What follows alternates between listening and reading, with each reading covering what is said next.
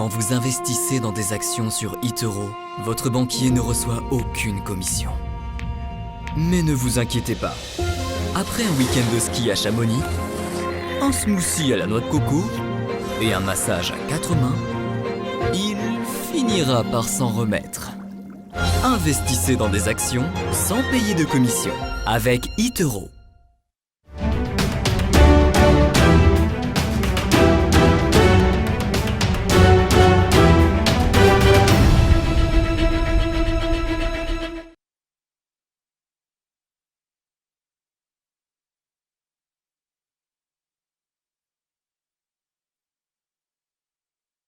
Et le Brokers du jour, c'est le réseau de trading social eToro. Nous sommes en ligne avec Antoine Fraisse-Soulier, qui est analyste marché au sein d'eToro.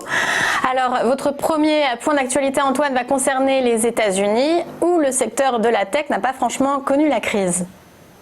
Non, effectivement, le secteur l'indice des valeurs technologiques américaines, le Nasdaq, qui avait fait un sommet historique déjà au mois de février, à 9700 points, eh bien, on va dire que ce sommet a été pulvérisé au mois de juillet, déjà au mois de juin, puisqu'on avait cassé déjà la barre psychologique des 10 000 points, et on a atteint 11 000 points cette semaine, on a atteint 11 000 points, donc un nouveau sommet historique. C'est vrai que le Nasdaq enchaînait de jour en jour et de séance en séance les sommets historiques, portés bien évidemment par les GAFAM, et essentiellement Amazon, Apple et Microsoft. Cette semaine, tout de même, une petite alerte, on va dire entre guillemets, puisque après avoir atteint ces 11 000 points, on a eu une prise de bénéfice assez violente sur le Nasdaq, puisqu'on a coté 11 000, on a rebaissé de manière très violente à 10 500 points. Donc on a perdu 500 points en l'espace d'une heure. Et c'est vrai que depuis, on voit qu'on a un Nasdaq qui consolide. Donc on pourrait avoir, donc c'est uniquement de prise de bénéfices, on pourrait avoir une petite consolidation sur le Nasdaq, ce qui paraît salutaire, puisque quand on regarde l'évolution depuis le mois de mars, l'indice a pris 61%, et par conséquent, les investisseurs pourraient un petit peu faire une pause sur ces valeurs technologiques américaines pour au moins la fin du mois de juillet. Les niveaux à surveiller, c'est 10 300 points. Et si on cassait ce niveau, on pourrait revenir tester les anciens sommets historiques à 9 737 points. Et on continue aux États-Unis, où la saison des résultats financiers bat son plein. Les bancaires ont ouvert le bal et ça s'est plutôt bien passé ?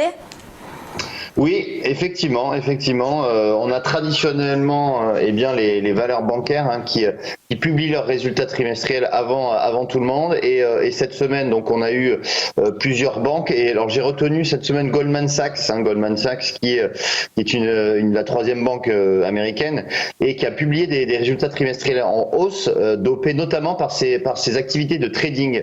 Alors le résultat net a progressé de 2% à 2,25 milliards de dollars. Le bénéfice net par action ressort lui à 6,26 dollars contre 5,81 un an plus tôt. Et ce qui est très impressionnant, c'est surtout les analystes s'attendaient en moyenne à un bénéfice net par action de 3,78 $. Donc le bénéfice a presque doublé. Comme je le disais, donc c'est ces activités de marché, ces activités de trading qui ont bondi de 93% pour le trimestre. Donc on a des chiffres qui sont plutôt bons, et notamment c'est le secteur bancaire qui a publié donc des bons résultats. On voit que graphiquement, hier on a tenté, avec donc ces résultats plutôt satisfaisants, on a tenté de dépasser l'ancienne résistance à 222 $, et finalement on a clôturé au-dessous. Malgré tout, on a, c'est vrai, un titre Goldman Sachs qui progresse de 68% depuis ces points bas, et c'est vrai que on pourrait avoir donc une poursuite de la progression du titre vers ces anciens sommets qui se situent à 250 $. Et enfin, dans la course au vaccin, Moderna, qui est une biotech américaine, continue de faire la course en tête et devrait débuter la phase 3 de ses tests à la fin du mois de juillet. Exactement. C'est vrai que Moderna, qui s'est fait connaître au mois de mai, c'est vrai que lorsque le CAC, en fait, au mois de mai, le 18 mai dernier, avait bondi de 5%, c'était grâce à cette biotech qui avait pris plus de 23%. Et cette biotech américaine donc avait annoncé son vaccin candidat, alors à un stade précoce d'essai clinique, mais ça avait déclenché donc une réponse immunitaire chez les patients testés. Et hier, donc, Moderna a annoncé dans un journal de médecine, en fait, que ces essais intermédiaires de phase 1 s'étaient avérés très positifs finalement, et que les essais de phase 3 allaient commencer donc dans 2 semaines, le 27 juillet, et allaient durer pendant 3 mois. Donc on voit que cette société donc prend une longueur d'avance par rapport à ses concurrentes, pour la découverte d'un vaccin, et du coup ça a fait flamber le titre hier, puisque le titre a bondi de 19%. On est revenu tester on est quasiment revenu tester les sommets historiques qui se situaient à 93 $, qui avaient été donc atteints le 19 mai dernier. On a clôturé un petit peu en baisse, on a eu des prises de bénéfices, on a clôturé à 80 $, mais lorsqu'on regarde finalement le parcours du titre, qui a été introduit à 23 $ en 2018, on voit qu'on a un titre qui a quasiment quadruplé depuis son introduction en bourse.